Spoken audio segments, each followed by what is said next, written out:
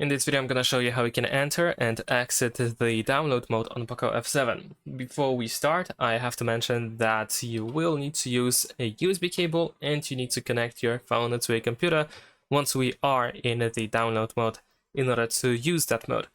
But in order to go to the download mode, what you have to do is first of all turn off your phone. So we're going to press the power button and volume up button at the same time so that we can see the power menu, and we're going to swipe up to power off.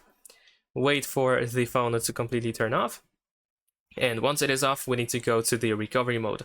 To do so, we need to press and hold the power button and volume up button. However, once you see the POCO logo, you want to release the power button and hold only volume up. So let's do that. We're going to press both power button and volume up. And now just hold volume up. And now let's wait a couple of seconds until we see the recovery mode. There we go. Now in the recovery mode, in order to open the download mode, we need to use volume down in order to choose connect with MI Assistant. And then we need to confirm our choice by pressing the power button. Here we have the instruction that tells us that we need to connect our phone to a computer. So once you do that, you should be able to start using the download mode. Of course, you might need to use some additional additional app on your PC or something in order to be able to make full use of the download mode, but this is how we can enter it.